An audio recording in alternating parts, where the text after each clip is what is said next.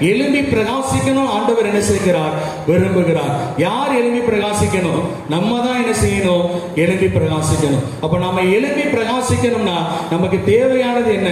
ஒளி தேவை, வெளிச்சம் தேவை. அது யாரா இருக்கிறார்? நம்முடைய ஆண்டவராக இயேசு கிறிஸ்துவா இருக்கிறார். அப்போ எழும்பி பிரகாசிக்க வேண்டியதான நமக்கு தேவையானது என்னது? ஒளி. அந்த ஒளியை நம்ம பெற்றுக்கொண்டாச்சு. அந்த ஒளியோடு நம்ம எழும்பி பிரகாசிக்கணும்னா நம்ம செய்ய வேண்டிய காரியம் என்ன? முதல்ல நம்ம என்ன செய்கிறவர்களா இருக்கணும்? எழும்புகிறவர்களா இருக்கணும். இரண்டாவது நம்ம என்ன செய்கிறவர்களா இருக்கணும்? இயேசுவை உறுதியாய் பின்பற்றுகிறவர்களா இருக்கணும். மூன்றாவது நம்ம என்ன செய்கிறவர்களா இருக்கணும்? நம்முடைய நீதியை நிலைநாட்டுகிறவர்களா இருக்கணும். நாலாவது நாம என்ன செய்கிறவர்களா இருக்கணும்? நற்கிரியைகளை செய்கிறவர்களா இருக்கணும். ஐந்தாவது நாம என்ன செய்கிறவர்களா இருக்கணும்?